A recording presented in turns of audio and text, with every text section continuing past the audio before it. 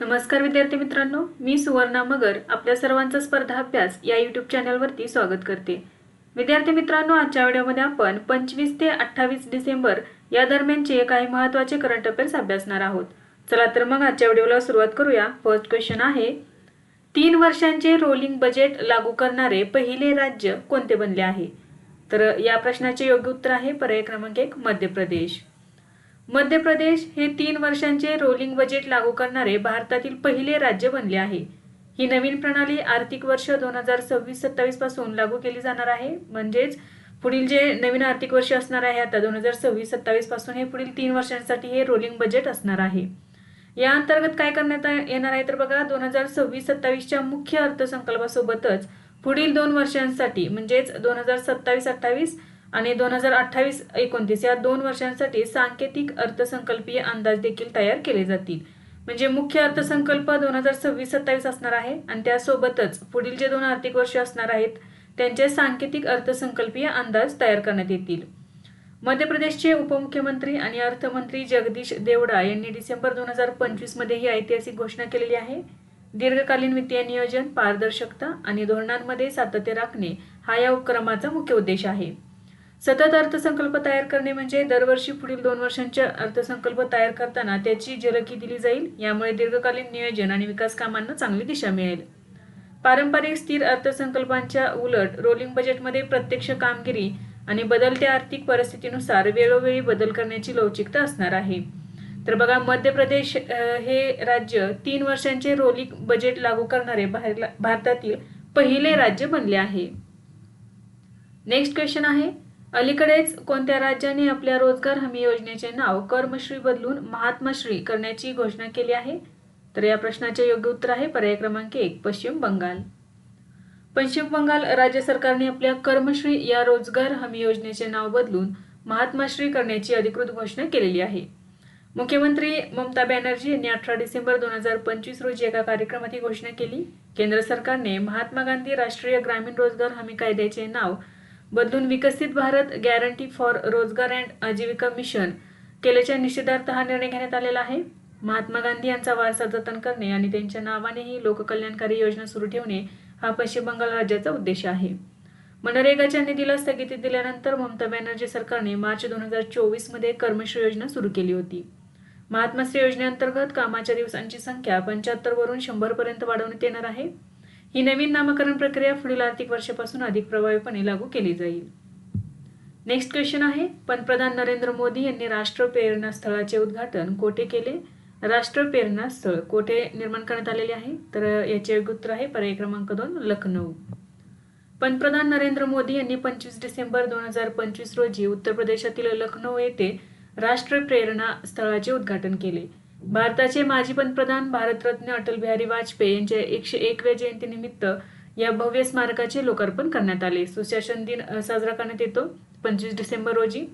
श्यामाप्रसाद मुखर्जी, पंडित दीनदयाल उपाध्याय आणि अटल बिहारी वाजपेयी यांच्या स्मृती आणि योगदानाला समर्पित हे स्मारक लखनौमधील वसंत कुंज योजना भागात गोमती रिव्हरफ्रंट जवळ सुमारे 65 एकर परिसरात उभारण्यात आलेले आहे। येथे अटल बिहारी वाजपेयी, डॉक्टर श्यामाप्रसाद मुखर्जी आणि पंडित दीनदयाल उपाध्याय यांचे प्रत्येकी 65 फूट उंच पुतळे बसवण्यात आलेले आहेत। तसेच या परिसरात कमळाच्या आकाराचे अत्याधुनिक डिजिटल संग्रहालय असून त्यात या थोर नेत्यांचा जीवन प्रवास आणि भारताच्या विकास प्रवासाची माहिती दिलेली आहे। या प्रकल्पाची उभारणी सुमारे 230 कोटी रुपये खर्चून करण्यात आलेली आहे। तर बघा, पंतप्रधान नरेंद्र मोदी यांनी 25 डिसेंबर 2025 रोजी उत्तर प्रदेशातील लखनौ या ठिकाणी राष्ट्र प्रेरणा स्थळाचे उद्घाटन केले आहे। नेक्स्ट आहे, लिस्ट ए क्रिकेटमध्ये शतक करणारा जगातील सर्वात तरुण खेळाडू कोण बनला आहे? तर याचे योग्य उत्तर आहे पर्याय क्रमांक 2 वैभव सूर्यवंशी। भारताचा 14 वर्षीय फलंदाज वैभव सूर्यवंशी हा लिस्ट ए क्रिकेटमध्ये शतक झळकावणारा जगातील सर्वात तरुण खेळाडू ठरला आहे। त्याने हा पराक्रम 14 वर्ष आणि 272 दिवस या वयात केलेला आहे। रांची येथे झालेल्या विजय हजारे ट्रॉफी 2025-26 च्या सामन्यात बिहारकडून खेळताना त्याने अरुणाचल प्रदेश विरुद्ध हे शतक झळकावले आहे। त्याने केवळ 36 चेंडूत आपले शतक पूर्ण केले। त्याने एकूण 84 चेंडूत 190 धावांची तुफानी खेळी केली, ज्यामध्ये 16 चौकार आणि 15 षटकारांचा समावेश होता। तर बघा सगळ्यात तरुण खेळाडू बनलेला आहे लिस्ट ए क्रिकेटमध्ये शतक झळकवणारा. तसेच बघा त्याने आणखीनही विक्रम केलेले आहेत. त्यातला दुसरा विक्रम कोणता आहे तर त्याने AB डिव्हिलियर्सचा 64 चेंडूत 150 धावांचा विक्रमी मोडला आहे. तर वैभव सूर्यवंशी याने केवळ 59 चेंडूमध्ये 150 धावा पूर्ण केलेल्या आहेत. वैभव हा 15 वर्षांच्या आत लिस्ट ए आणि T20 अशा दोन्ही प्रकारात शतक झळकावणारा जगातील पहिला पुरुष क्रिकेटपटू देखील बनला आहे. तसेच बघा वैभव सूर्यवंशीच्या ऐतिहासिक कामगिरीसाठी त्याला 2025च्या अखेरीस प्रधानमंत्री राष्ट्रीय बाल पुरस्कारही देण्यात आलेला आहे. बिहार संघाने अरुणाचल प्रदेश विरुद्धच्या सामन्यात 50 षटकात 574 धावा केल्या, ज्यामध्ये त्यांच्या 6 फलंदाजांनी शतके झळकावलेली आहेत. तर ही जी धावसंख्या आहे ही लिस्ट ए क्रिकेटच्या इतिहासातील ही कोणत्याही संघाची सर्वात मोठी धावसंख्या आहे. नेक्स्ट बघा आता पुरुषांच्या यादी क्रिकेटमध्ये शतक करणारा सर्वात तरुण खेळाडू बनलेला आहे आपला वैभव सूर्यवंशी. दुसऱ्या क्रमांकावरती आहेत जहूर इलाही, तिसरे आहेत रियाज हसन, चौथे उस्मान तारिक आणि 5व्या क्रमांकावरती आहेत नासिर जमशेद. नेक्स्ट आहे अलीकडेच कोणत्या देशाने पहिल्यांदाच एक रियालची पॉलिमर नोट जारी केली आहे. तर या प्रश्नाचे योग्य उत्तर आहे पर्याय क्रमांक 3 ओमान या देशाने. डिसेंबर 2025 मध्ये ओमानने पहिल्यांदाच पॉलिमर साहित्यापासून तयार केलेली एक रियालची बँक नोट जारी केली आहे. पारंपरिक कापसावर आधारित कागदी नोटांच्या तुलनेत या पॉलिमर नोटा अधिक टिकाऊ आणि सुरक्षित आहेत. यात बनावट नोटा रोखण्यासाठी प्रगत सुरक्षा फीचर्स वापरण्यात आलेले आहेत. नोटेच्या पुढील भागावर ओमान बोटनिक गार्डन चित्र आहे, जे पर्यावरण प्रति देशाची वचनबद्धता दर्शवते. आणि नोटेच्या मागील भागावर दुक्म बंदर रिफायनरी आणि सय्यद तारिक बिन तैमूर सांस्कृतिक संकुल यांची चित्रे आहेत, जे ओमानची आर्थिक आणि सांस्कृतिक प्रगती दर्शवतात. ही नोट 11 जानेवारी 2026 पासून चलनात येईल. या नोटेचा आकार 145 मिलीमीटर गुणिले 76 मिलीमीटर इतका आहे. ओमानच्या या नवीन पॉलिमर 1 रियाल नोटेमध्ये आधुनिक सुरक्षा वैशिष्ट्यांचा समावेश करण्यात आलेला आहे. यामध्ये बघा पारदर्शक खिडकी, ओमान बॉटनिकल गार्डन मधील कमानीदार खिडक्यांच्या रचनेवरून ही मोठी पारदर्शक खिडकी तयार करण्यात आलेली आहे. रंग बदलणारी पन्नी, नोटेवर लोबांच्या झाडाच्या आकाराची एक विशेष पन्नी आहे जी नोट तिरकी केल्यावर आपला रंग बदलते. आणखी काय यूज करण्यात आलेले बघा इंद्रधनुषी शाई. तर सेंट्रल बँक ऑफ ओमानचा लोगो छापण्यासाठी विशेष इंद्रधनुषी शाई वापरलेली आहे, जी प्रकाशामध्ये विविध रंग दर्शवते. या नवीन नोटा सध्याच्या कागदी नोटांसोबतच चलनात राहतील आणि त्या कायदेशीररित्या वैधही असतील. नेक्स्ट आहे नुकत्याच प्रकाशित झालेल्या सनातन संस्कृती की अटल दृष्टी या पुस्तकाचे लेखक कोण आहेत. सनातन संस्कृती की अटल दृष्टी, तर याचे लेखक आहेत वासुदेव देवनानी. भारताचे उपराष्ट्रपती भारताचे राष्ट्रपती CP राधाकृष्णन यांच्या हस्ते 23 डिसेंबर 2025 रोजी नवी दिल्ली येथे सनातन संस्कृती की अटल दृष्टी या पुस्तकाचे प्रकाशन करण्यात आले. हे पुस्तक राजस्थान विधानसभेचे अध्यक्ष वासुदेव देवनानी यांनी लिहिलेले आहे. हे पुस्तक भारताचे माजी पंतप्रधान भारतरत्न अटल बिहारी वाजपेयी यांच्या जीवनदृष्टीवर आणि त्यांच्या सनातन मूल्यांवरील निष्ठेवर आधारित आहे. वाजपेयींच्या जन्मशताब्दी वर्षाचे औचित्य साधून त्यांना एक आदरांजली म्हणून लिहिण्यात आलेले आहे. नेक्स्ट आहे अलीकडेच कोणत्या देशाने पहिल्यांदाच वायरलेस रेल्वे काफिलेची चाचणी घेतली आहे.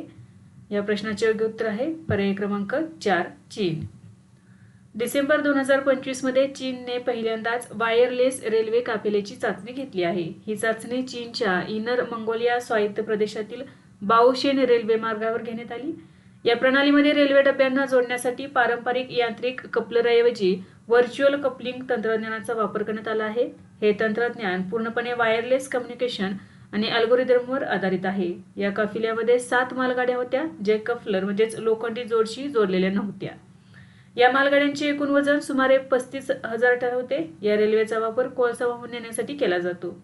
ही संपूर्ण प्रक्रिया वायरलेस सिग्नलद्वारे नियंत्रित केली जाते. या नवीन प्रणालीमुळे रेल्वेची वाहतूक क्षमता 50%हून अधिक वाढू शकते आणि नवीन रेल्वे मार्ग न बांधता अधिक माल वाहून नेणे शक्य होणार आहे. ही प्रणाली चीनमधील सरकारी मालकीची ऊर्जा कंपनी CHN एनर्जीची उपकंपनी असलेल्या चीन शेनुआ एनर्जीने विकसित केलेली आहे. नेक्स्ट आहे ग्लोबल चेस लीग सीझन 3 चे विजेतेपद कोणी पटकावले. या प्रश्नाचे योग्य उत्तर आहे पर्याय क्रमांक 2 Alpine SG Pipers. Global chess league 2025 14 ते 23 डिसेंबर 2025 दरम्यान आयोजित करण्यात आले. ठिकाण होते मुंबईमधील रॉयल ओपेरा हाऊस या ठिकाणी. आवृत्ती होती 3री. आयोजक आहेत टेक महिंद्रा लिमिटेड सोबत संयुक्त उपक्रम म्हणून फिडेने याचे आयोजन केलेले आहे. पुरस्कार रक्कम होती $1 मिलियन. विजेता संघ आहे अल्पाईन SG पायपर्स. उपविजेता संघ आहे त्रिवेणी कॉन्टिनेंटल किंग्ज आणि तिसरे स्थान मिळालेले आहे PBG अलास्कन नाईट्स या संघाला. भारतीय ग्रँडमास्टर्स आर प्रज्ञानंद आणि अनिश गिरी यांच्या अल्पाईन SG पायपर्सने अंतिम सामन्यात गतविजेत्या त्रिवेणी कॉन्टिनेंटल किंग्जचा पराभव करून ग्लोबल चेस लीग 2025 सीझन 3चे विजेतेपद पटकावलेले आहे. अनिश गिरी याला अंतिम सामन्यातील सर्वात मौल्यवान खेळाडू म्हणून गौरवण्यात आले. ग्लोबल चेस लीग ही जगातील पहिली फ्रँचायझी आधारित जागतिक बुद्धिबळ लीग आहे. नेक्स्ट आहे भारतीय तटरक्षक दलाने आपल्या ताफ्यात समावेश केलेल्या पहिल्या स्वदेशी बनावटीच्या प्रदूषण नियंत्रण जहाजाचे नाव काय आहे? तर बघा, पहिले स्वदेशी बनावटीचे प्रदूषण नियंत्रण जहाज नाव आहे समुद्र प्रताप. भारतीय तटरक्षक दलाने समुद्र प्रताप या पहिल्या स्वदेशी बनावटीच्या प्रदूषण नियंत्रण जहाजाचा आपल्या ताफ्यात समावेश केला आहे. हे जहाज 23 डिसेंबर 2025 रोजी गोवा शिपयार्ड लिमिटेड येथे आयोजित एका समारंभात तटरक्षक दलात समाविष्ट करण्यात आले. हे भारतात पूर्णपणे डिझाईन केलेले आणि बांधलेले पहिले प्रदूषण नियंत्रण जहाज असून यामध्ये 60% पेक्षा जास्त स्वदेशी सामग्री वापरण्यात आली आहे. हे जहाज गोवा शिपयार्ड लिमिटेड येथे बांधले गेलेले आहे. समुद्र प्रताप हे तटरक्षक दलाच्या ताफ्यातील सर्वात मोठे जहाज आहे. याची लांबी 114.5 मीटर आणि रुंदी 16.5 मीटर असून त्याचे विस्थापन 4170 टन एवढे आहे. वेग आहे 22 नॉट्सपेक्षा जास्त. हे जहाज समुद्रातील तेल गळती शोधण्यासाठी, त्याचे विश्लेषण करण्यासाठी आणि तेलापासून प्रदूषके वेगळे करण्यासाठी प्रगत तंत्रज्ञानाने सुसज्ज आहे. सुरक्षेसाठी यावर 30 मिलीमीटर तोफ आणि 2 12.7 मिलीमीटर रिमोट नियंत्रित तोफा तैनात करण्यात आलेल्या आहेत. नेक्स्ट आहे सामाजिक बहिष्काराविरुद्ध कायदा करणारे देशातील दुसरे राज्य कोणते ठरले आहे? तर या प्रश्नाचे योग्य उत्तर आहे पर्याय क्रमांक 1 कर्नाटक राज्य. कर्नाटक विधानसभेने डिसेंबर 2025 मध्ये कर्नाटक सामाजिक बहिष्कार निवारण निषेध आणि निवारण विधेयक 2025 मंजूर केले आहे. महाराष्ट्रानंतर सामाजिक बहिष्काराविरुद्ध कायदा करणारे कर्नाटक हे देशातील दुसरे राज्य ठरलेले आहे. तर बघा, महाराष्ट्र राज्याने 2016 मध्ये सामाजिक बहिष्कार विरुद्ध विधेयक मंजूर केलेले होते. त्यामुळे महाराष्ट्र हे पहिले राज्य होते आणि आता कर्नाटक हे महाराष्ट्रानंतर दुसरे राज्य ठरलेले आहे ज्यांनी सामाजिक बहिष्काराविरुद्ध कायदा केलेला आहे. या कायद्याअंतर्गत सामाजिक बहिष्काराचा गुन्हा सिद्ध झाल्यास दोषींना 3 वर्षांपर्यंत कारावास आणि 1 लाख रुपयांपर्यंत दंड होऊ शकतो. जात पंचायती किंवा कोणत्याही समुदायाने एखाद्या व्यक्तीला किंवा कुटुंबाला सामाजिक कार्यक्रमापासून, धार्मिक स्थळांपासून किंवा सार्वजनिक सुविधांपासून वंचित ठेवल्यास तो या कायद्यानुसार गुन्हा मानला जाईल. याचा उद्देश काय आहे? तर अमानवीय प्रथांना आळा घालणे आणि नागरिकांच्या मूलभूत मानवी हक्कांचे संरक्षण करणे हा या विधेयकाचा मुख्य उद्देश आहे. पोलिसांना स्वतःहून गुन्हा नोंदवण्याचा अधिकार या विधेयकात देण्यात आलेला आहे. या कायद्यामुळे ग्रामीण आणि शहरी भागातील जात पंचायतींच्या मनमानी कारभारावर नियंत्रण येण्यास मदत होणार आहे. नेक्स्ट आहे उपराष्ट्रपती CP राधाकृष्णन यांच्या हस्ते प्रकाशित economic empowerment of Bharat in the Modi era या पुस्तकाचे लेखक कोण आहेत? तर याचे योग्य उत्तर आहे पर्याय क्रमांक 4 सिकंदर कुमार. उपराष्ट्रपती CP राधाकृष्णन यांच्या हस्ते प्रकाशित झालेल्या economic empowerment of Bharat in the Modi era, Modi युगात भारताचे आर्थिक सशक्तीकरण या पुस्तकाचे लेखक आहेत प्राध्यापक डॉक्टर सिकंदर कुमार. या पुस्तकाचे प्रकाशन 24 डिसेंबर 2025 रोजी नवी दिल्लीतील उपराष्ट्रपती निवासस्थानी करण्यात आले. डॉक्टर सिकंदर कुमार हिमाचल प्रदेशमधील राज्यसभेचे खासदार आहेत. या पुस्तकात 2014 पासून पंतप्रधान नरेंद्र मोदी यांच्या नेतृत्वाखालील भारताचा आर्थिक प्रवास आणि विविध धोरणात्मक सुधारणांचे विश्लेषण केले आहे. यामध्ये digital India, make in India, GST आणि थेट लाभ हस्तांतरण यासारख्या उपक्रमांनी सामान्य जनतेचे आर्थिक सक्षमीकरण कसे केले यावर प्रकाश टाकला आलेला आहे. नेक्स्ट आहे 2025च्या जागतिक अन्न शहर क्रमवारीत कोणत्या शहराला प्रथम स्थान मिळाले आहे? तर याचे योग्य उत्तर आहे पर्याय क्रमांक 1 नेपल्स, इटली. टेस्ट ॲटलासने 2025चे ग्लोबल फूड सिटी रँकिंग जाहीर केलेले आहे. टेस्ट ॲटलास हे एक जागतिक अन्न आणि प्रवास व्यासपीठ आहे. या निर्देशांकात जगातील 10 सर्वोत्तम अन्न शहरांचा समावेश करण्यात आला आहे. या यादीत पहिल्या 4 क्रमांकावर इटलीतील शहरांचे वर्चस्व आहे. पहिल्या 10 मध्ये स्थान मिळवणारे मुंबई हे एकमेव भारतीय आणि दक्षिण आशियाई शहर ठरलेले आहे. या यादीतील टॉप 100 मध्ये मुंबईसह अमृतसर, दिल्ली, हैदराबाद, कोलकाता आणि चेन्नई या भारतीय शहरांचा समावेश आहे. पहिल्या 10 मध्ये फक्त भारतातील मुंबई या शहराचा समावेश आहे. 2025-26 मध्ये जगातील 10 सर्वोत्तम खाद्य शहरे बघा. नेपल्स इटली हे पिझ्झा मार्गारेटासाठी प्रसिद्ध आहे. दुसरे आहे इटलीमधील मिलान, तिसरे आहे इटलीचेच बोलोन्या, चौथे आहे इटली फ्लोरेन्स, 5व्या क्रमांकावरती आहे भारतातील मुंबई हे शहर. मुंबई हे शहर त्याच्या उत्साही स्ट्रीट फूडसाठी प्रसिद्ध आहे.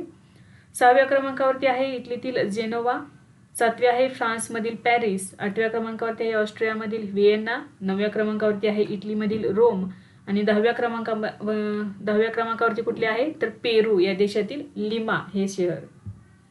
नेक्स्ट आहे DRDOने आकाश NG क्षेपणास्त्राची यशस्वी चाचणी पूर्ण केली आहे. ते कोणत्या प्रकारचे क्षेपणास्त्र आहे तर याचे योग्य उत्तर आहे पर्याय क्रमांक 2 जेमिनीवरून हवेत मारा करणारे क्षेपणास्त्र.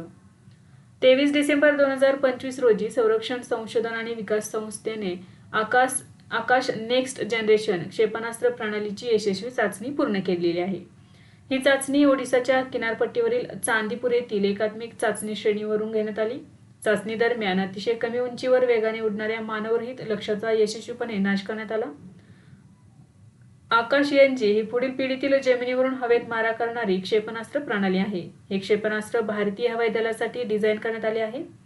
आकाश NG मध्ये अत्याधुनिक रेडिओ फ्रिक्वेन्सी सीकरचा वापर करण्यात आला आहे. या क्षेपणास्त्रात स्वदेशी बनावटीचा dual plus solid rocket motor वापरण्यात आले आहे. या प्रणालीची मारक क्षमता सुमारे 70 ते 80 किलोमीटर इतकी आहे. हे क्षेपणास्त्र 30 मीटर ते सुमारे 18 ते 20 किलोमीटर उंचीवरील लक्ष्य भेदू शकते. आकाश NG क्षेपणास्त्राची गती सुपरसॉनिक असून ती मॅक 2.5 ते मॅक 3 दरम्यान आहे. हे क्षेपणास्त्र शत्रूची विमाने, UAV, ड्रोन आणि क्रूझ क्षेपणास्त्रे नष्ट करण्यास सक्षम आहे. ही प्रणाली एकाच वेळी सुमारे 10 लक्ष्यांवर हल्ला करण्याची क्षमता राखते. आकाश NG ही मध्यम पल्ल्याची आणि मोबाईल हवाई संरक्षण प्रणाली आहे. या चाचणीचा मुख्य उद्देश क्षेपणास्त्राच्या प्रत्यक्ष क्षमतेचे मूल्यांकन करणे हा होता. आकाश NG क्षेपणास्त्र प्रणालीचा विकास DRDOने केलेला आहे. या क्षेपणास्त्राचे उत्पादन भारत डायनॅमिक्स लिमिटेड आणि भारत इलेक्ट्रॉनिक्स लिमिटेड करत आहेत. नेक्स्ट आहे फ्रान्सचा सेव्हिलियर दे l'Ordre des Arts et des Lettres सन्मान कोणाला मिळाला आहे तर याचे योग्य उत्तर आहे पर्याय क्रमांक 1 रवी देसी. डिसेंबर 2025 मध्ये मल्याळम प्रकाशक रवी देसी यांना फ्रान्सचा प्रतिष्ठित पुरस्कार सेव्हिलियर दे l'Ordre des Arts et des Lettres मिळालेला आहे. ते मल्याळम प्रकाशन क्षेत्रातील नामवंत संस्था DC बुक्सचे व्यवस्थापकीय संचालक आहेत. साहित्य, संस्कृती आणि प्रकाशन क्षेत्रातील त्यांचे अतुलनीय योगदान आणि भारत-फ्रान्स दरम्यानचे सांस्कृतिक संबंध दृढ करण्यासाठी त्यांनी केलेल्या प्रयत्नांची दखल घेऊन हा पुरस्कार देण्यात आला आहे. हा पुरस्कार फ्रान्स सरकारकडून कला आणि साहित्य क्षेत्रात विशेष कामगिरी करणाऱ्या जगभरातील व्यक्तींना दिला जाणारा सर्वोच्च नागरी सन्मान मानला जातो. नेक्स्ट आहे सॅप महिला क्लब चॅम्पियनशिप 2025 चे विजेतेपद कोणत्या क्लबने पटकावले तर याचे योग्य उत्तर आहे पर्याय क्रमांक 2 ईस्ट बंगाल भारत. स्पर्धेचे नाव आहे सॅप महिला क्लब चॅम्पियनशिप 2025. आवृत्ती आहे पहिली. आयोजक संस्था आहे साऊथ एशियन फुटबॉल फेडरेशन. आयोजक देश नेपाळ. सहभागी क्लब 5. प्रकार बघा दक्षिण आशियातील महिला फुटबॉल क्लब स्पर्धा. विजेता राहिलेला आहे भारताचा ईस्ट बंगाल क्लब. उपविजेता राहिलेला आहे नेपाळचा APF क्लब. अंतिम सामना 20 डिसेंबर 2025 रोजी नेपाळमधील काठमांडू येथील दशरथ स्टेडियमवर खेळवण्यात आला. यामध्ये सर्वाधिक गोल करणारे खेळाडू ठरलेले आहे फाजिला इक्वापुट युगांडाचे आहे. ईस्ट बंगाल संघातून खेळलेले आहे. सर्वोत्कृष्ट खेळाडू Fazila Ikwaput Uganda East Bengal. Fair play award Bhutan transport united आणि आंतरराष्ट्रीय फुटबॉल स्पर्धा जिंकणारा ईस्ट बंगाल हा पहिला भारतीय महिला फुटबॉल क्लब ठरलेला आहे. नेक्स्ट आहे टेस्लाने कोणत्या ठिकाणी भारतातील पहिले सुपरचार्जर इलेक्ट्रिक वाहन चार्जिंग स्टेशनचे उद्घाटन केले आहे तर याचे योग्य उत्तर आहे पर्याय क्रमांक 3 गुरुग्राम. टेस्लाने गुरुग्राममधील DLF होरायझन सेंटर येथील भारतातील पहिले चार्जिंग स्टेशन सुरू केले आहे ज्यामध्ये 4V4 सुपरचार्जर्स आणि 3 डेस्टिनेशन चार्जर्स आहेत जे टेस्लाच्या भारतीय पायाभूत सुविधांसाठी एक महत्त्वाचे पाऊल आहे. सुपरचार्जर सुमारे 15 मिनिटात मॉडेल Y मध्ये 275 किलोमीटर पर्यंतची रेंज देऊ शकतात.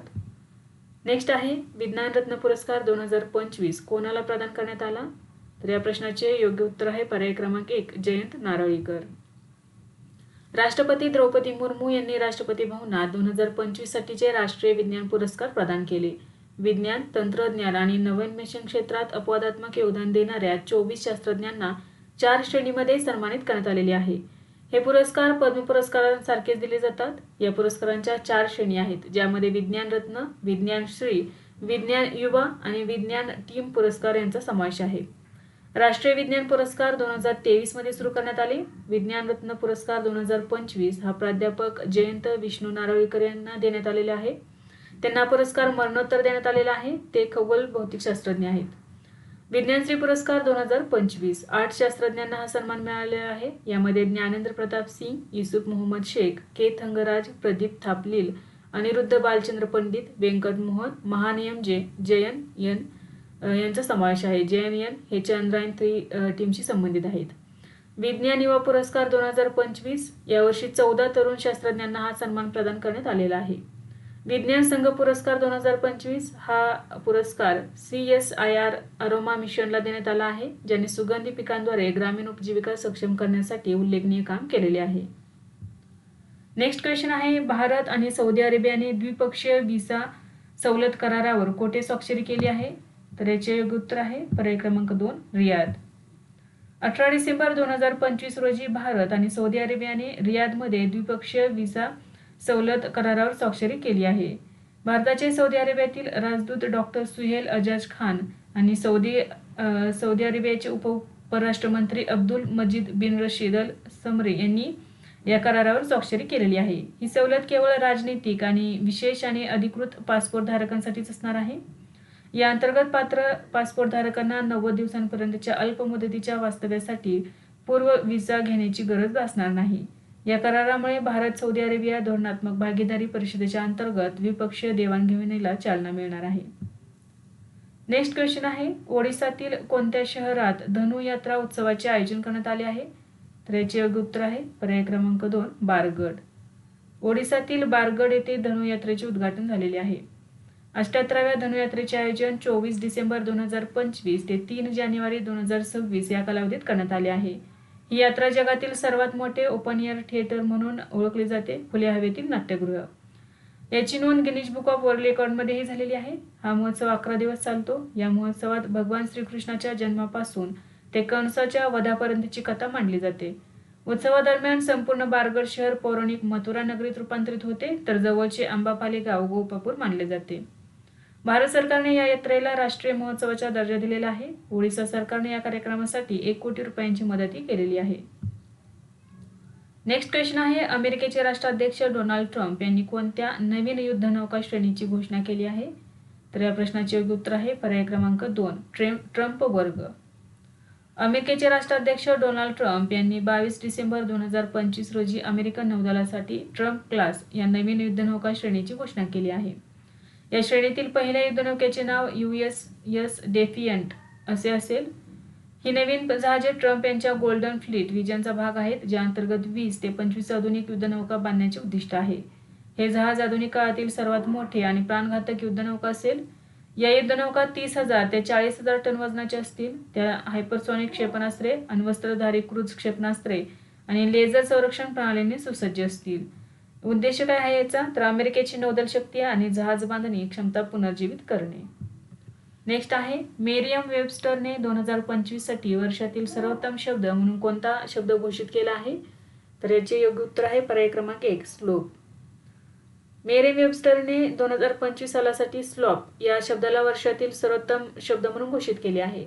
स्लॉप म्हणजे कृत्रिम बुद्धिमत्तेद्वारे तयार केलेली निकृष्ट दर्जाची किंवा बनावट डिजिटल सामग्री. 2025 मध्ये जनरेटिव्ह AIच्या वाढत्या वापरामुळे इंटरनेटवर अशा प्रकारच्या माहितीचा महापूर आला आहे, ज्यामुळे या शब्दाच्या वापरात मोठी वाढ झाली आहे. 18व्या शतकात हा शब्द चिखल किंवा मऊ माती या अर्थाने वापरला जात असे, तर 19व्या शतकात त्याचा अर्थ अन्न कचरा असा करण्यात आलेला होता.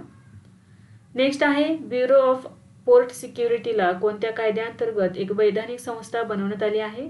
तर याचे योग्य उत्तर आहे पर्याय क्रमांक 2 व्यापारी शिपिंग कायदा 2025. डिसेंबर 2025 मध्ये ब्युरो ऑफ पोर्ट सिक्युरिटीला नवीन व्यापारी शिपिंग कायदा 2025च्या कलम 13 अंतर्गत एक वैधानिक संस्था बनवण्यात आली आहे. भारत सरकारने बंदर सुरक्षा ब्युरो तयार करण्याचा निर्णय घेतला आहे. भारतातील सर्व मुख्य आणि लहान बंदरे, जहाजे आणि सागरी पायाभूत सुविधांच्या सुरक्षिततेवर नियामक देखरेख ठेवणे हा याचा मुख्य उद्देश असणार आहे. ही संस्था बंदरे, जहाज बांधणी आणि जलमार्ग मंत्रालयाच्या अंतर्गत कार्य करेल. या संस्थेची रचना नागरी विमान वाहतूक सुरक्षा ब्युरोच्या धर्तीवर करण्यात आलेली आहे. BOPSचे नेतृत्व IPS दर्जाचे महासंचालक करतील. ही संस्था विशेषतः सायबर सुरक्षा, सागरी दहशतवाद आणि तस्करी रोखण्यासाठी धोरणे आखण्याचे काम करेल. बंदरांच्या सुरक्षा आराखड्यासाठी केंद्रीय औद्योगिक सुरक्षा दलाला मान्यताप्राप्त सुरक्षा संस्था म्हणून नियुक्त करण्यात आलेली आहे. नेक्स्ट क्वेश्चन आहे बघा, IIFL फायनान्सने नवीन अध्यक्ष म्हणून कोणाची नियुक्ती केली आहे?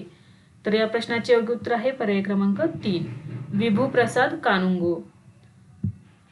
IIFL फायनान्सने BP कानुंगो यांची बोर्डाचे नवीन अध्यक्ष म्हणून नियुक्ती केली आहे. त्यांची ही नियुक्ती 19 डिसेंबर 2025 पासून प्रभावी झाली आहे. त्यांनी AK पुरवार यांची जागा घेतली.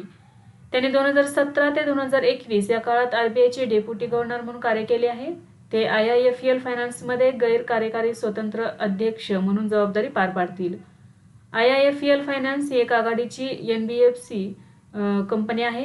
IIFL फायनान्सचे मुख्यालय मुंबई या ठिकाणी आहे. स्थापना झालेली आहे 1995 मध्ये. प्रमुख सेवा स्वर्ण कर्ज म्हणजेच सोने कर्ज, गोल्ड कर्ज, व्यवसाय कर्ज, वैयक्तिक कर्ज, गृहनिर्माण वित्त आणि सूक्ष्म वित्त पुरवठा ही संस्था करत असते. नेक्स्ट आहे, चक्रीवादळ दित्वामुळे बाधित झालेल्या श्रीलंकेतील भागांच्या पुनर्बांधणीसाठी भारताने किती डॉलर्स दिले आहेत? तर याचे योग्य उत्तर आहे पर्याय क्रमांक 3, 450 दशलक्ष डॉलर्स. भारताने चक्रीवादळ दित्वामुळे बाधित झालेल्या श्रीलंकेतील भागांच्या पुनर्बांधणीसाठी एकूण 450 दशलक्ष डॉलर्सचे पॅकेज जाहीर केले आहे. भारताचे परराष्ट्र मंत्री डॉक्टर S जयशंकर यांनी 23 डिसेंबर 2025 रोजी त्यांच्या कोलंबो दौऱ्यादरम्यान ही घोषणा केली. या 450 दशलक्ष डॉलर्समध्ये 350 दशलक्ष डॉलर्सचे सवलतीचे कर्ज आणि 100 दशलक्ष डॉलर्सचे अनुदान यांचा समावेश आहे. ही मदत भारताच्या ऑपरेशन सागर बंधू अंतर्गत दिली जात आहे. या निधीचा वापर चक्रीवादळामुळे उद्ध्वस्त झालेली घरे, रस्ते, रेल्वे, पूल, आरोग्य केंद्रे आणि शाळांच्या पुनर्बांधणीसाठी केला जाणार आहे. नेक्स्ट आहे, डिसेंबर 2025 मध्ये भारत आणि कोणत्या देशाने मुक्त व्यापार कराराच्या वाटाघाटी पूर्ण केल्या आहेत? याचे उत्तर आहे पर्याय क्रमांक 4, न्यूझीलंड. भारत आणि न्यूझीलंड या दोन्ही देशांनी 22 डिसेंबर 2025 रोजी मुक्त व्यापार कराराच्या वाटाघाटी यशस्वीरित्या पूर्ण केली आहेत. हा करार केवळ 9 महिन्यांच्या विक्रमी वेळेत पूर्ण झाला असून भारताचा आजवरचा सर्वात जलद पूर्ण झालेला हा मुक्त व्यापार करार आहे. या करारामुळे भारतातून न्यूझीलंडला येणाऱ्या जवळजवळ सर्व उत्पादनांवरील आयात शुल्क काढून टाकले जाईल. न्यूझीलंडने पुढील 15 वर्षात सुमारे 20 अब्ज डॉलर्सची गुंतवणूक करण्याचे वचन दिलेले आहे. भारताने दुग्ध व्यवसाय आणि कृषी क्षेत्रासाठी विशेष सुरक्षा उपाय योजले आहेत. भारतातील कापड, चामडे आणि पादत्राणे यासारख्या उद्योगांना मोठा फायदा होईल कारण त्याची निर्यात वाढणार आहे. न्यूझीलंडने पहिल्यांदाच आरोग्य सेवा आणि पारंपरिक औषधांचा करारात समावेश केला आहे. या करारामुळे 5000 कुशल नोकऱ्यांसाठी व्हिसा संधी उपलब्ध होतील. या करारामध्ये शिक्षण, माहिती तंत्रज्ञान आणि आरोग्य सेवा यासारख्या सेवा क्षेत्रांमधील सहकार्य वाढवण्यावरही भर देण्यात आलेला आहे. या करारामुळे दोन्ही देशांमधील द्विपक्षीय करार 2023 मधील 2.5 अब्ज डॉलरवरून 2028 पर्यंत 6 अब्ज डॉलरपर्यंत नेण्याचे उद्दिष्ट ठेवण्यात आलेले आहे. नेक्स्ट क्वेश्चन आहे, भारतात वीर बाल दिवस कधी साजरा केला जातो? तर याचे योग्य उत्तर आहे पर्याय क्रमांक 3, 26 डिसेंबर रोजी. भारतात दरवर्षी 26 डिसेंबर रोजी वीर बाल दिवस साजरा केला जातो. गुरु गोविंद सिंगजी यांचे 2 पुत्र, बघा हा दिवस जे 10वे शीख गुरु गोविंद सिंगचे यांचे सुपुत्र जोरावर सिंग आणि फतेह सिंग यांच्या शौर्य आणि बलिदानाच्या स्मृतिप्रित्यर्थ साजरा केला जातो. साहिबजादा जोरावर सिंग आणि साहिबजादा फतेह सिंग यांना सरहिंदच्या राज्यपाल वजीर खान यांनी तुरुंगात टाकले होते. साहिबजादा जोरावर सिंग हे 6 वर्षांचे होते आणि साहिबजादा फतेह सिंग हे 8 वर्षांचे होते. तर त्यांनी धर्म बदलण्यास नकार दिला होता. त्यामुळे 26 डिसेंबर 1704 रोजी दोन्ही साहिबजादांना भिंतीत जिवंत काढण्यात आलेले होते. पंतप्रधान नरेंद्र मोदी यांनी 9 जानेवारी 2022 रोजी या दिवसाची घोषणा केली. नेक्स्ट आहे, इंडियन गोल्फ युनियनची 124वी एमेच्युअर गोल्फ चॅम्पियनशिप कोणी जिंकली आहे? याचे उत्तर आहे पर्याय क्रमांक 2, सुखमन सिंग. नोएडा येथील गोल्फपटू सुखमन सिंगने गोल्फ असोसिएशन ऑफ इंडियाच्या 124व्या एमेच्युअर गोल्फ चॅम्पियनशिपचे विजेतेपद पटकावले आहे. 19 वर्षीय सुखमन सिंग यांनी अंतिम सामन्यात हरियाणाच्या हरमन सचदेवा याचा पराभव करून हे जेतेपद पटकावले. ही स्पर्धा कोलकाता येथील ऐतिहासिक टॉलीगंज क्लब मध्ये 21 डिसेंबर 2025 रोजी संपन्न झाली. ही स्पर्धा जगातील सर्वात जुनी एमेच्युअर मॅच प्ले गोल्फ स्पर्धा मानली जाते. 1892 पासून ही सुरू आहे. नेक्स्ट आहे दरवर्षी सुशासन दिन कधी साजरा केला जातो? तर याचे उत्तर आहे पर्याय क्रमांक 2 25 डिसेंबर रोजी. दरवर्षी 25 डिसेंबर रोजी सुशासन दिन साजरा केला जातो. हा दिवस माजी पंतप्रधान अटल बिहारी वाजपेयी यांच्या जयंतीनिमित्त साजरा केला जातो. सुशासन म्हणजे पारदर्शक, जबाबदार आणि कार्यक्षम प्रशासन. सुशासन दिन 2014 मध्ये सुरू झाला. अटल बिहारी वाजपेयी यांचा जन्म 25 डिसेंबर 1924 रोजी मध्य प्रदेशातील ग्वाल्हेर येथे झाला. 2025 मध्ये 101वी जयंती साजरी करण्यात आली. सुशासन आठवडा 19 ते 25 डिसेंबर दरम्यान साजरा करण्यात येतो. नेक्स्ट आहे रिस्पॉन्ड बास्केट 2025 कोणी सुरू केली आहे? याचे उत्तर आहे पर्याय क्रमांक 3 इस्रो. डिसेंबर 2025 मध्ये भारतीय अंतराळ संशोधन संस्थेने रिस्पॉन्ड बास्केट 2025 लॉन्च केली आहे. याची सुरुवात इस्रोचे अध्यक्ष डॉक्टर व्ही नारायणन यांनी केली आहे. याचा मुख्य उद्देश भारतातील प्रमुख विद्यापीठे आणि संशोधन संस्थांमधील संशोधकांना इस्रोच्या आगामी मोहिमांसाठी आवश्यक असलेल्या तांत्रिक समस्यांवर संशोधन करण्यासाठी आमंत्रित करणे हा आहे. देशभरातील विद्यापीठे आणि संशोधन संस्था यात सहभागी होऊ शकतात. या कार्यक्रमात 150 प्राध्यापक आणि इस्रोचे शास्त्रज्ञ सहभागी झाले आहेत. यामध्ये भारतीय अंतरिक्ष स्टेशन, चांद्रयान-4, गगनयान, शुक्र ऑर्बिटर आणि मानवी चंद्र मोहिमांसारख्या महत्त्वाच्या प्रकल्पांना आवश्यक असणाऱ्या संशोधनाचा समावेश आहे. इच्छुक संशोधक त्यांच्या संशोधन प्रस्तावांची नोंदणी IGRASP पोर्टलवर करू शकतात. शोधन प्रस्ताव सादर करण्याची अंतिम तारीख 31 जानेवारी 2026 पर्यंत आहे. नेक्स्ट आहे 18 डिसेंबर 2025 रोजी भारत आणि ओमान यांच्यात झालेल्या सर्वसमावेशक आर्थिक भागीदारी करारामुळे ओमान कंपन्यांना भारतीय नागरिकांना कामावर ठेवण्याची कमाल मर्यादा किती वाढवण्यात आली आहे? तर याचे उत्तर आहे पर्याय क्रमांक 4 50%. भारत आणि ओमान यांच्यात 18 डिसेंबर 2025 रोजी सर्वसमावेशक आर्थिक भागीदारी करारावरती स्वाक्षरी करण्यात आली. या करारानुसार ओमानने कंपन्यांना त्यांच्या कामगार दलात 50% पर्यंत भारतीय नागरिकांना ठेवण्याची परवानगी दिली आहे. पूर्वी ही मर्यादा फक्त 20% होती, जी आता 50% पर्यंत वाढवण्यात आलेली आहे. भारतीय कंपन्यांना ओमानमध्ये आपले प्रकल्प राबवताना मनुष्यबळाची कमतरता भासू नये आणि इतर देशांऐवजी भारतीय कामगारांना प्राधान्य मिळावे हा यामागचा मुख्य उद्देश आहे. यामुळे ओमानमध्ये काम करणाऱ्या भारतीयांसाठी रोजगाराच्या अधिक संधी उपलब्ध होतील.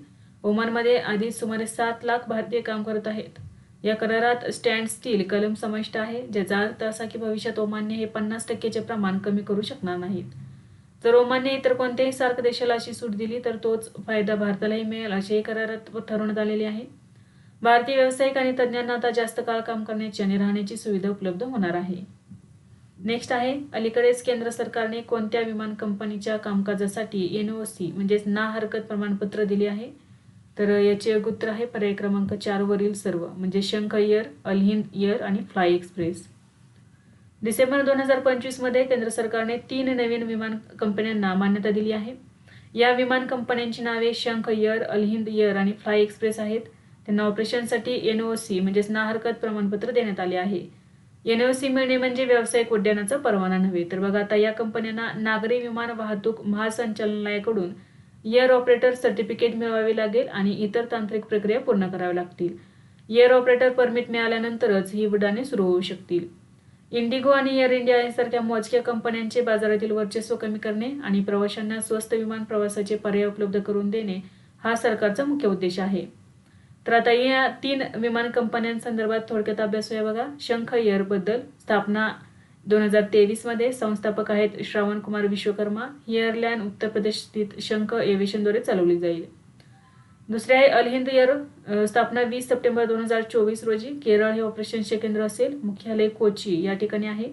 त्याचे प्रमुख आहेत मोहम्मद हरीश.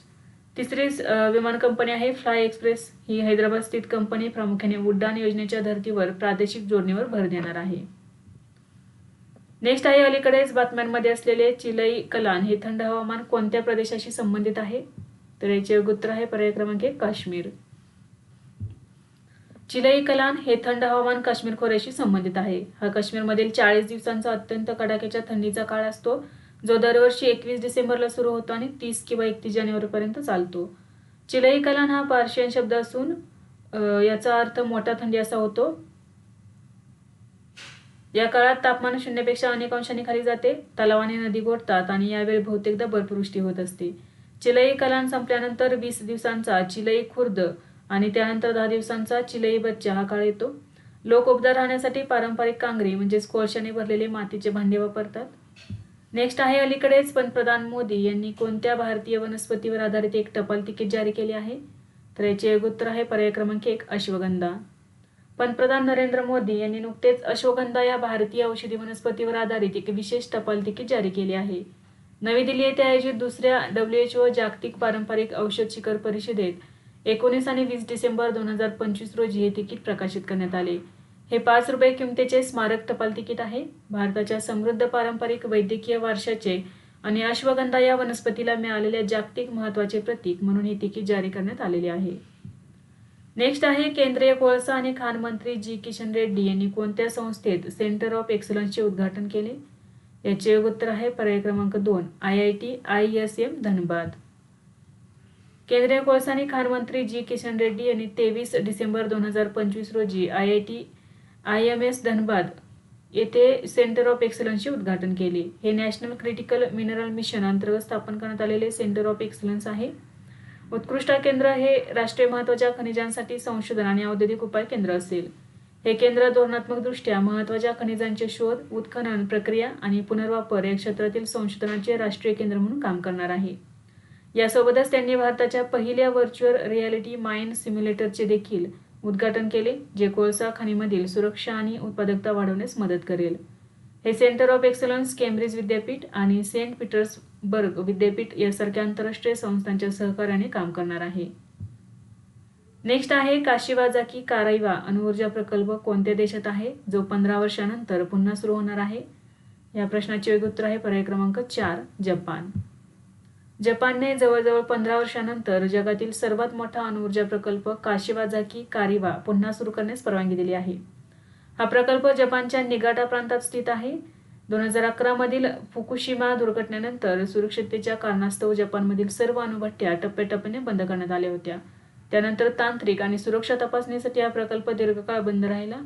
या प्रकल्पात एकूण 7 अणुभट्ट्या आहेत. 27 डिसेंबर 2025 रोजी जपानच्या अणुऊर्जा नियामक प्राधिकरणाने या प्रकल्पातील 7 क्रमांकाची अणुभट्टी सुरू करण्यासाठी परवानगी दिली आहे. या प्रकल्पाची एकूण क्षमता आहे सुमारे 8212 मेगावॅट, जी जगातील कोणत्याही एका ठिकाणी असलेल्या अणुऊर्जा प्रकल्पापेक्षा सर्वाधिक आहे. जपानने ऊर्जेवरील परावलंबित्व कमी करणे, विजेचे दर नियंत्रित करणे आणि नेट झिरो उत्सर्जनाचे उद्दिष्ट गाठणे हे यामागील मुख्य उद्देश होता. 2026च्या सुरुवातीला यातून वीज निर्मिती प्रत्यक्षात सुरू होणार आहे. नेक्स्ट क्वेश्चन आहे, क्वाड देशांचा प्रथम संयुक्त लॉजिस्टिक्स सराव कोणत्या ठिकाणी आयोजित करण्यात आला? तर याचे उत्तर आहे पर्याय क्रमांक 3 Andersen air force base Guam. Quad देशांचा पहिला संयुक्त लॉजिस्टिक सराव अमेरिकेच्या गुआम बेटावरील अँडरसन एअरफोर्स बेस येथे आयोजित करण्यात आला होता. हा सराव 8 ते 12 डिसेंबर 2025 या कालावधीत पार पडला. उद्देश होता इंडो पॅसिफिक लॉजिस्टिक्स नेटवर्क अंतर्गत क्वाड देशांच्या सामायिक लॉजिस्टिक क्षमतांचा वापर करून नैसर्गिक आपत्तीच्या वेळी जलद आणि प्रभावी मदत पोहोचवणे. यामध्ये भारत, अमेरिका, ऑस्ट्रेलिया आणि जपान या 4ही क्वाड देशांच्या प्रतिनिधींनी सहभाग घेतला. नेक्स्ट आहे, 59वा ज्ञानपीठ पुरस्कार विजेता विनोद कुमार शुक्ला यांचे निधन झालेले आहे. ते कोणत्या भाषेचे साहित्यिक होते? या प्रश्नाचे योग्य उत्तर आहे पर्याय क्रमांक 3 हिंदी भाषेचे. विनोद कुमार शुक्ला यांचे 23 डिसेंबर 2025 रोजी रायपूर येथे निधन झाले. विनोद कुमार शुक्ला एक प्रसिद्ध हिंदी साहित्यिक होते. त्यांचा जन्म 1937 मध्ये छत्तीसगडमधील राजनांदगाव जिल्ह्यात झाला. त्यांनी नौकर की कमीज, दीवार में एक खिडकी रहती थी, खिलेगा तो देखेंगे और एक चुप्पी जगह यासारख्या लोकप्रिय कादंबऱ्या लिहिलेल्या आहेत. ते छत्तीसगडचे एक ज्येष्ठ साहित्यिक होते. त्यांना 2024चा प्रतिष्ठित 59वा ज्ञानपीठ पुरस्कार जाहीर झालेला होता हिंदी या भाषेसाठी. याशिवाय त्यांना 1999 मध्ये साहित्य अकादमी आणि 2023 मध्ये आंतरराष्ट्रीय पेन नाबॉको पुरस्काराने सन्मानित करण्यात आले होते. नेक्स्ट आहे, बोंडी बीच हल्ल्यानंतर कोणत्या देशाने बंदुका परत खरेदी योजना जाहीर केली आहे? तर याचे योग्य उत्तर आहे पर्याय क्रमांक 3 ऑस्ट्रेलिया. डिसेंबर 2025 मध्ये बोंडी बीच येथे झालेल्या दहशतवादी हल्ल्यानंतर ऑस्ट्रेलिया देशाने बंदुका परत खरेदी योजना जाहीर केली आहे. ऑस्ट्रेलियाचे पंतप्रधान अँथनी अल्बानीज यांनी 19 डिसेंबर 2025 रोजी या राष्ट्रीय योजनेची घोषणा केली. उद्देश होता समाजातील अतिरिक्त नव्याने प्रतिबंधित केलेल्या आणि बेकायदेशीर शस्त्रांची संख्या कमी करणे. हा योजनेचा मुख्य उद्देश होता. या योजनेसोबतच ऑस्ट्रेलियाने शस्त्र परवाना नियमात कडक बदल केलेले आहेत. आता एका व्यक्तीला जास्तीत जास्त 4 बंदुका आणि शेतकऱ्यांसाठी 10 बंदुका ठेवण्याची मर्यादा असेल आणि परवाना मिळवण्यासाठी ऑस्ट्रेलियन नागरिकत्व अनिवार्य करण्यात आले आहे. डिसेंबर 2025 मध्ये बोंडी बीचवर हानुका उत्सवादरम्यान झालेल्या गोळीबारात 15 जणांचा मृत्यू झाला होता. नेक्स्ट आहे, जगातील पहिली AI लॅब असिस्टंट प्रणाली कोणत्या संस्थेने विकसित केली आहे? या प्रश्नाचे योग्य उत्तर आहे पर्याय क्रमांक 3 IIT दिल्ली. जगातील पहिली AI लॅब असिस्टंट प्रणाली IIT दिल्ली यांच्या संशोधकांनी विकसित केली आहे. या प्रणालीला AILA म्हणजेच आर्टिफिशियल इंटेलिजंट लॅब असिस्टंट असे नाव देण्यात आले आहे. AILA ही प्रणाली मानवी वैज्ञानिकांप्रमाणे प्रयोगशाळेत स्वतः प्रयोग आखू शकते, ते पार पाडू शकते आणि निकालांचे विश्लेषणही करू शकते. ती एनर्जेटिक AI फ्रेमवर्कवर आधारित आहे. हे संशोधन IIT दिल्लीने डेन्मार्क आणि जर्मनीतील तज्ज्ञांच्या सहकार्याने पूर्ण केले आहे. नेक्स्ट आहे, फिफा अरब कप 2025चे विजेतेपद कोणत्या देशाने पटकावले? या प्रश्नाचे योग्य उत्तर आहे पर्याय क्रमांक 2 मोरोक्को. स्पर्धेचे नाव आहे फिफा अरब कप 2025. आवृत्ती आहे 11वी. यजमान देश कतार. आयोजन कालावधी होता 1 ते 18 डिसेंबर 2025 दरम्यान. स्पर्धेचा प्रकार फक्त अरब देशांच्या राष्ट्रीय संघासाठी. विजेता होता मोरोक्को, उपविजेता जॉर्डन. अंतिम सामन्याचा निकाल, मोरोक्कोने जॉर्डनला 3-2 ने पराभूत केले. मोरोक्कोची कामगिरी, फिफा अरब कपचे दुसऱ्यांदा विजेतेपद पटकावलेले आहे. याआधी 2012 मध्ये विजेतेपद पटकावले होते. तर जॉर्डनची कामगिरी बघा, तर फिफा अरब कपच्या इतिहासात प्रथमच फायनलमध्ये सहभागी झालेला आहे. सर्वोत्कृष्ट खेळाडू मोहम्मद राबी हिमंत मोरोक्को. सर्वोत्कृष्ट goalkeeper Mehdi Benabid Morocco. Fair play award Syria या संघाला. नेक्स्ट क्वेश्चन आहे, नुकत्याच पार पडलेल्या BWF वर्ल्ड टूर फायनल्स 2025 मध्ये सात्विक साईराज रंकीरेड्डी आणि चिराग शेट्टी यांनी कोणते पदक पटकावले? याचे योग्य उत्तर आहे पर्याय क्रमांक 3 कांस्य पदक. स्पर्धेचे नाव आहे BWF वर्ल्ड टूर फायनल्स 2025. ठिकाण आहे हाँगझोऊ चीन. आयोजन दिनांक 17 ते 21 डिसेंबर 2025. श्रेणी मेन्स डबल्स. भारतीय जोडी सात्विक साईराज रंकीरेड्डी आणि चिराग शेट्टी. पदक जिंकलेले आहे कांस्य पदक. पराभव, उपांत्य फेरीत लियांग वेई केंग आणि वांग चिंग चीनच्या खेळाडूंकडून त्यांचा पराभव झालेला आहे. भारतासाठी BWF वर्ल्ड टूर फायनल्समधील हे दुसरे मेडल आहे. यापूर्वी भारतीय महिला खेळाडू PV सिंधू यांनी 2018 मध्ये सुवर्ण पदक जिंकले होते. उपांत्य फेरीत पोहोचणारी ही पहिली भारतीय पुरुष जोडी आहे. 26व्या अखिल भारतीय पोलीस बँड स्पर्धेत पुरुषांच्या ब्रॉस बँड प्रकारात कोणत्या दलाने प्रथम क्रमांक पटकावला आहे? तर याचे उत्तर आहे पर्याय क्रमांक 3 रेल्वे संरक्षण दल. 26व्या अखिल भारतीय पोलीस बँड स्पर्धेत पुरुषांच्या ब्रास बँड प्रकारात रेल्वे संरक्षण दलाने प्रथम क्रमांक पटकावला आहे. ही स्पर्धा 16 ते 20 डिसेंबर 2025 या कालावधीत तेलंगणातील सिकंदराबाद येथील मौला अली या ठिकाणी पार पडली. या स्पर्धेत देशभरातील राज्य पोलीस आणि केंद्रीय सशस्त्र पोलीस दलाच्या एकूण 24 बँड पथकांनी सहभाग नोंदवला होता. पुरुष ब्रास बँडमध्ये प्रथम क्रमांक मिळवलेला आहे रेल्वे संरक्षण दल. द्वितीय क्रमांकावरती आहेत आसाम रायफल्स आणि सीमा सुरक्षा दल संयुक्तपणे. Maharashtra police, Mumbai police band संघाने या स्पर्धेत उत्कृष्ट कामगिरी करत सर्वसाधारण पुरुष चॅम्पियनशिप जिंकलेली आहे. तसेच महाराष्ट्र पोलीस ब्युगलर संघानेही प्रथम क्रमांकाने सुवर्णपदक पटकावले आहे. महिला गटामध्ये महिलांच्या ब्रास बँड प्रकारात केंद्रीय औद्योगिक सुरक्षा दलाने प्रथम क्रमांक मिळवला आणि महिलांची सर्वसाधारण चॅम्पियनशिप सुद्धा जिंकलेली आहे. नेक्स्ट आहे, रेल्वे विकास निगम लिमिटेडचे नवीन अध्यक्ष आणि व्यवस्थापकीय संचालक म्हणून कोणी पदभार स्वीकारला आहे? तर याचे योग्य उत्तर आहे पर्याय क्रमांक 4 सलीम अहमद. सलीम अहमद यांनी 23 डिसेंबर 2025 पासून रेल्वे विकास निगम लिमिटेडचे नवीन अध्यक्ष आणि व्यवस्थापकीय संचालक म्हणून पदभार स्वीकारला आहे. त्यांनी सुकमल चंद जैन यांची जागा घेतली आहे. ते 1991च्या बॅचचे भारतीय रेल्वे सिग्नल इंजिनियर सेवेतील वरिष्ठ अधिकारी आहेत. RVNLच्या CMD पदी नियुक्त होण्यापूर्वी ते याच संस्थेत संचालक म्हणून कार्यरत होते. दिल्ली मेट्रो आणि मुंबई पोर्ट ट्रस्टमध्ये त्यांनी महत्त्वाचे काम केलेले आहे. नेक्स्ट आहे, अलीकडेच भारत सरकारने अणुऊर्जा विधेयक 2025 ला मंजुरी दिली आहे. या विधेयकाला काय नाव देण्यात आले? तर याचे योग्य उत्तर आहे पर्याय क्रमांक 1 शांती विधेयक. डिसेंबर 2025 मध्ये संसदेच्या हिवाळी अधिवेशनात मंजूर झालेल्या शांतता विधेयकाला राष्ट्रपती द्रौपदी मुर्मू यांनी मान्यता दिली आहे. विधेयकाचे नाव आहे शाश्वत अणुऊर्जा वापर आणि विकास भारत परिवर्तन विधेयक 2025. याला शांती कायदा असे म्हणतात. Sustainable harnessing and advancement of nuclear energy for transforming India म्हणजे शांती ॲक्ट 2025. उद्दिष्ट आहे नागरी अणु क्षेत्राशी संबंधित सर्व कायदे एकत्रित करणे, अणुऊर्जेच्या शांततापूर्ण आणि शाश्वत वापराला प्रोत्साहन देणे. या कायद्याद्वारे अणुऊर्जा कायदा 1962 आणि नागरी अणु नुकसान दायित्व कायदा 2010 रद्द करण्यात आला आहे. या विधेयकाद्वारे भारताच्या अणुऊर्जा क्षेत्रात प्रथमच खाजगी कंपन्यांना मर्यादित प्रवेश आणि गुंतवणुकीची परवानगी देण्यात आली आहे. अणुऊर्जा नियामक मंडळाला आता वैधानिक दर्जा देण्यात आला असून नियमन प्रक्रिया अधिक मजबूत करण्यात आली आहे. 2047 पर्यंत भारताची अणुऊर्जा क्षमता 100 गिगावॅट पर्यंत वाढवणे आणि स्वच्छ ऊर्जा संक्रमणास गती देणे हा या कायद्याचा मुख्य उद्देश आहे. युरेनियम आणि थोरियमचे खाणकाम, इंधनांचे समृद्धीकरण आणि कचरा व्यवस्थापन यासारख्या धोरणात्मक बाबी अजूनही पूर्णपणे केंद्र सरकारच्या नियंत्रणाखाली असणार आहेत. नेक्स्ट क्वेश्चन आहे, आशियाई युवा पॅरा गेम्स 2025चे आयोजन कोठे करण्यात आले? तर याचे योग्य उत्तर आहे पर्याय क्रमांक 2 दुबई, UAE. आशिया युवा पॅरा गेम्स 2025 आवृत्ती आहे 5वी, कालावधी 7 ते 14 डिसेंबर 2025 दरम्यान. ठिकाण होते दुबई.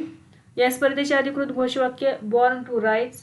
या स्पर्धेत 45 देशातील सुमारे 1500 तरुण पॅरा ॲथलेटिक्सने 11 विविध क्रीडा प्रकारांमध्ये सहभाग नोंदवला. पुढची आवृत्ती कंबोडियामध्ये 2027 मध्ये होणार आहे. भारताची एकूण पदके 102, यामध्ये सुवर्ण 36, रौप्य पदके 28 आणि कांस्य पदके 38. भारताच्या एकूण 99 खेळाडूंनी सहभाग घेतला. यामध्ये 61 पुरुष आणि 38 महिला खेळाडूंचा समावेश होता. भारताने एकूण 8 खेळांमध्ये सहभाग घेतला. पदक तालिकेत भारताने 7वा क्रमांक पटकावला आहे. पहिले 3 देश कोणते आहेत बघा. पहिल्या क्रमांकावरती आहे उझबेकिस्तान, दुसरे आहे इराण आणि तिसरे आहे जपान. नेक्स्ट आहे पंतप्रधान नरेंद्र मोदी यांनी आसाममधील कोणत्या जिल्ह्यात अमोनिया युरिया खत प्रकल्पाची पायाभरणी केली आहे? या प्रश्नाचे योग्य उत्तर आहे पर्याय क्रमांक 2 दिब्रुगड.